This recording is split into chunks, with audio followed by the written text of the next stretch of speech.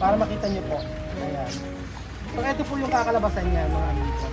Ayan, ito yung kakalabasan niya. Ganito lang siya. Titulo, tax declaration.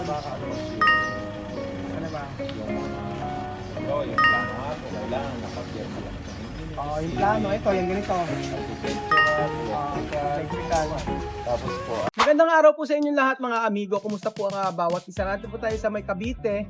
For today's video mga kababayan ko, ipapakita po natin yung natapos na ginagawa dito. Ano yung natapos? So, bali, halos magti 3 weeks na at ilan ba silang gumagawa dito. So, ipapaliwanag ko sa inyo bakit medyo parang, kasi kanina parang parang medyo matagal, sabi ng kanya, 3 weeks na yata sila dito.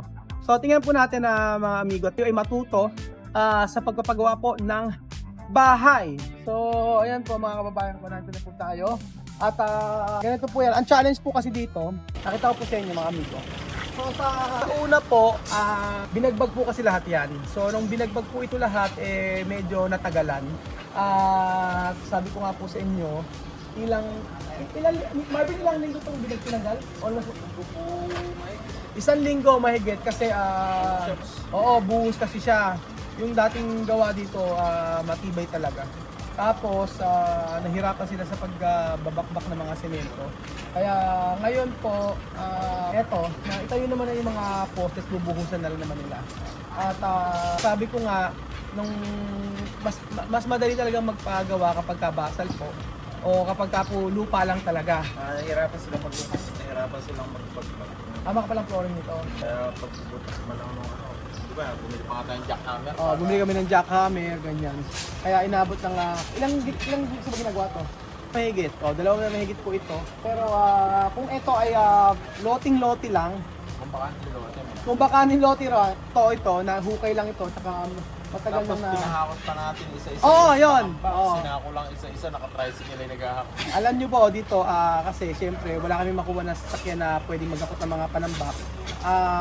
Sinako-sako lang po ito at umabot po ng halos 17,000 mahigit yung binayad namin para po sa maghahakot kasi wala nga pong maghahakot dito. So yung mga bato at yung mga kalat-kalat dito pinahakot lang namin at naka-tricycle lang daw. So wala kaming option kung hindi ganun lang kasi nagtanong na kami sa mga hardware dito, baka pwede kami pahiramin ng sasakyan kaso hindi kami nakakuha. Pero ayan naman, ngayon, papakita ko sa inyo. Ayun, maraming pasok tayo dito sa... Dito ko kasing malaman pagka pagpapagawa ba ng ganito, for example, first, ito kasi bungalow type ito. Ito yan pakita ko sa inyo. Para makita nyo po. Ayan. So ito po yung kakalabasan niya mga amigo. Ayan, ito yung kakalabasan niya. Ganito lang siya. So ba't nataas to? Hindi, ano po yan, sa bubong po yan. Bubong lang po yan. Bubong lang siya para may design. Pero iniba na po natin yun. Iniba na. Apo. Bakit? Yung gable roof po kung tawagan po. Yun po kasi yung unang proposal. Oo, Ngayon po, tinanggal na. Okay. So kapag mga bungalow type lang ang gagawin, gaano kalalim yung hanggang lupa yung ano? usually naman po yung binibigay po sa atin ng perspective yung ng engineer po is 1 meter. 1 meter. Lalim. Lalim, 1 meter. Paano pag second floor? Ganun pa, di ba? Usually po, depende po sa ibibigay ng engineer. Minsan po kasi, pag nagsisil yung floor tapos naka-slab, may tinatawag po na soil testing. Depende po dun sa... Soil testing, ibig sabihin? Tinitingnan mo na nila yung lupa tapos sila nagbibigay ng order mo. Tinitingnan mo na nila yung lupa kung malambot, ganun ba? Advisable kung kaya po, depende rin po sa engineer. Lagi po tayo nagdidepende sa mga register. Kung pag sinabi na magkaroon ng soil testing, magkano ba ito sa ganun? Hindi po pare-parehas. Diba? Opo, depende po sa layo, sa kung saan ang gagawin. Kung saan yung ano? Opo, kasi mga registered din. Pero yung pag wala natin ng permit dito, natagalan ba tayo? Natagalan no? Medyo natagalan lang po. Hindi naman po ganun katagal. Kasi hindi po ganun kahigpit dito sa Cavite. Gano'n katagal? Halos inabot din po ng 1 month. Halos inabot ng 1 month pagkuha namin ng Kasi po yung requirements natin, di ba? Inayos po natin. yung mga requirements. Tapos pagkuha mo ng updated na título. Kasi sa pagkuha po ng building permit, may maraming requirements yun. Like titulo, tax declaration, Tapos yung... ano ba? Yung mga... yung plano nga po, kailangan nakapirma lang ng engineer. Yung plano, ito, yung ganito. Architectural, Electrical. Tapos po, plumber, kompleto po dapat. Kompleto. So, bago kayo makakuha talaga mabusisi, saka medyo matagal po. Hindi ka kaya before na pagka nagpagawa ka, basta may pera ka, makapagawa ka na. Ay, siyempre iba na. Kailangan talaga ng permit. Ayan, yung, Tapos, ito po, tulad po, example, yung lalim po niya. ito, pakita natin. Apo. Ito. Ang binigay pong schedule nung engineer Ah. yung lalim po nung naging poste is 1 meter. Oh, ilalim nito ay 1 meter. Yung lalim po niya. Oh, 1 meter. Yung lapad po ng parilya sa ilalim Oo. is 1 meter po. Oh, 1 meter din yung Apo. 1 meter yung parilya, ibig sabihin yung pinaka ganon, Apo, yung sa pinaka sa ilalim. So, Tapos yung lalim niya, 1 meter. lalim 1 meter, Tapos tapos pagdating po sa bakal, 16 mm po yung order. ang kapal ng bakal sa 16 mm. 16 mm. Oh, yun ang ginagamit. Tapos, ang nakalagay sa plano, ilang poste. Tulad po niyan, ang nakalagay po sa plano is siyam na poste po. Oh, tama. Siyam na poste nga nakalagay dito. Ito po yan. Ayan, no. Siyam na poste po ang ginamit natin. Papakita ko po sa inyo. Ay, Kuya Bedjo, nandiyan ka pala. Ayan. 1, 2, 3, 4, 5, 6, 7, 8, 9, 10. O, siyam. Tapos po, nilalagyan po nila ng Tang. biga po sa ilalim. O, yan. Papakita natin. Para mag-connect-connect po sila lahat. Biga. O, so, sa ilalim po nito, lalagyan po ng biga. Kaya po, pakita natin Kuya Bedjo. Dito, okay. So, dito, yan, may biga. Pakita natin Marvin. Dito. Ayan. Lahat yan. Asan si Kabakal? Oo, mga kabakal. Nagbabakal po kami. Bakit sabi nga na napaka ano daw? Ang bilis nila gumawa. Natural lang po dyan sa mga... Tumingin ka rito Kabakal. Natural lang po sa mga tao. Ba't napakabilis nila lang magtrabaho ngayon? Anong Kabakal? Ayan pa si... Nahihiya sa camera si Kabakal. Sabi ko, ano ba, bakit napakabilis nyo? Anong ginagawa nyo? Natutulog pa ba kayo? Konti lang. Saktong tulog lang, pero puyat pa din. Bakit napuyat? Scatter. Kaka-scatter daw. Totoo ba nag-scatter kayo? Joke lang yun. Kala ko to nag-scatter sila. Tapos Marvin, ang CR nito saan? Ang propose po natin na Oo. Oo. kaya lang po medyo nag-adjust yung municipal na hindi po ng setup sa likod. Oo. Kaya ang nalagay siya. Pero alam na ng may-ari. Okay, kasi pinapaalam namin sa may-ari lahat ng mga Oo. Oh, sinabi na agad na sa may-ari para at least alam nila kung ano yung mga may mababago. Kasi syempre, mahirap magbagbag, mahirap mag-ayos. Sayang yung oras, sayang yung pera, sayang yung effort mo. Tapos ang CR dito. Dito na ang CR. Tapos ang kwarto. Dito po.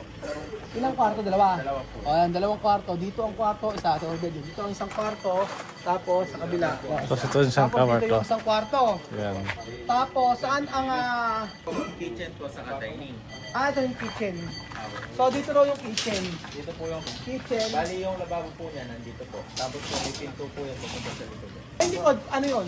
Setback lang po yun. Okay, para Eh, yung ventilation ng hangin. ventilation. Kumbaga hindi siya kulog. So meron siyang... Dahil may pader kwarto po tayo dito, para po magkaroon. Okay. So may kwarto rito, may bintana sa gilid para... Pero ano to? Open siya. Open space. Hindi po siya nakasagad yung air dun sa ulo. Tapos dito sa part na to, dito sa nito CR. Tapos ito Dito po. kitchen. Tapos ito ang sala. Po, salas. Tapos kung ang CR ay dito, saan naman ang poso na dito? Dito po sa harap po.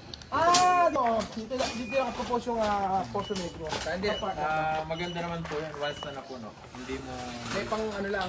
may clean out po siya. Oo. Once na sisi. Usually nga nakikita ko po kasi nakikita ko mga amigo sa mga poso negro nila nasa harap po ng bahay. Usually nakikita ko sa may garahe minsan sa harapan. Kasi pag napuno po 'yon, meron pong sumisipsip ng mga dumi, isasakyan lang tapos sisipsipin. Okay na naman, yan ho. So, yun. At meron tayong idea mga amigo sa pagkapagawa ng bahay. At mahalaga sundin po yung yung nasa plano. Oh. Kagaya sa gagamit sa bakal, pati sa finishing, yan.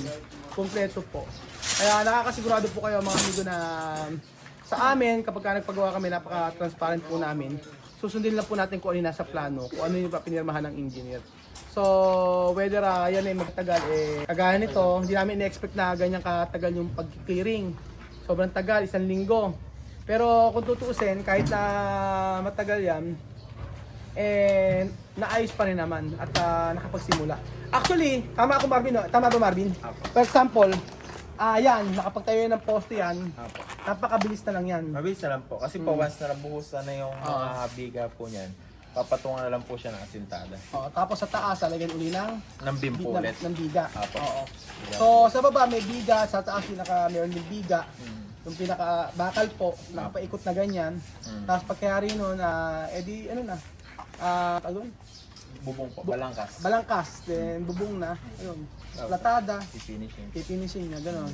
Kasi po, inuuna po natin yung bubong. Once na nakabiga na si Tas, inuuna natin yung bubong. Gawa nung umulan man o umaraw, nakakapagtrabaho na sa Kaya nga, yun nga ang... once na nakatayo na yung poste, pinapriority natin na makapagbubong. Dito, sa nangyari dito sa project sa Cavite, ito yung ang pinaka-challenge lang talaga. Pagtitibag, napakahirap po. Puro solid po yung wall niya. Oo, meron pa kaming gumamit pa kami ng ano dito. Jackhammer. Ng jackhammer. Tapos ilan lang silang gumagawa dito?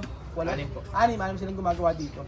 So yung 6 ba na yun sakto na o magaling ka Sakto lang po. Kasi po, almost 70 square meter lang naman po ito. So 70 square meter, 6 na tao kasama na. Hanggang matapos magaling tayo pinto. Siguro po, possible po nito. Once na nakabuhos na yung beam at mag-aasinta na tayo, magdaligdag na po tayo ng kahit mga 2 pa o 3. Para po mas pumilis po yung production. Para mabilis yung trabaho. Opo. Tapos ayan, yung mga, ito papakita ko sa inyo mga amigo.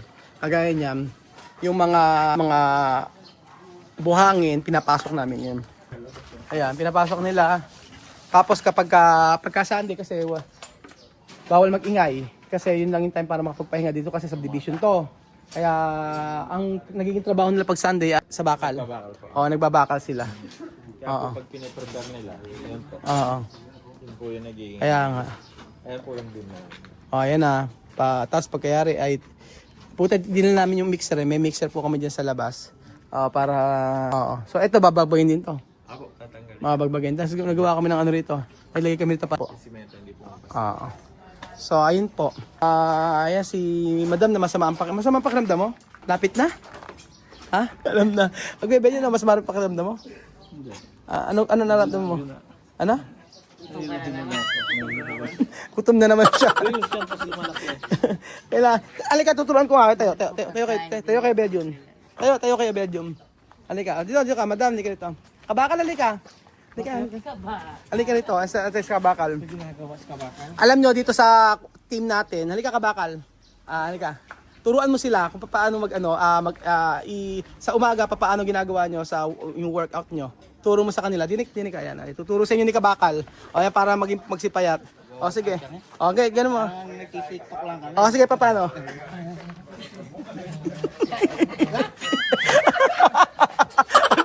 Galing nga. Kahit pagod, masaya. Dahil dyan, libre merienda nyo ngayon. Asan niya? May pamerienda tayo sa kanila ngayon. Opo.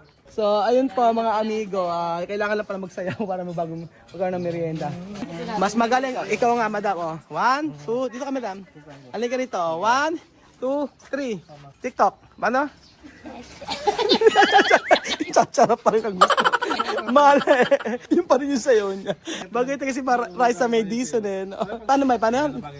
Tik-tik. So ayun ba mga amigo, ito po ang update sa pinapagawa natin. May maraming challenge. At ayan, kita nyo. After 1 week yan, patingnan nyo po. Pagbalik namin ito, makita nyo, nakatayo na yung mga poste na yan. Makikita nyo po, nagsisitart na sila na maglagay ng hollow block. So, ayun pa mga kababayan ko. Sa gusto mong paggawa ng bahay, message nyo lang po ako, Pinoy Paragini. At don't worry. Sa pagpapagawa nyo ng bahay ay marami tayong matutulungan mga kababayan nating AITA. Mga katutubo nating AITA. Yun nating priority ngayon. Gagawa tayo ng way para sila ay para tayo makatulong sa kanila. Especially sa meron kaming gustong i-project doon na alam ko na matutuwa po kayo. So, abangan niyo po yan mga amigo. So, salamat po mga kababayan ko at God bless. Ako, meron akong 1K ngayon. Maraming salamat. Kuya Will! Wala po bang jacket? Masyadong maginaw eh. Siyempre, meron pa tayong pabigas para sa kanila, para sa mga tauhan nating mahal natin.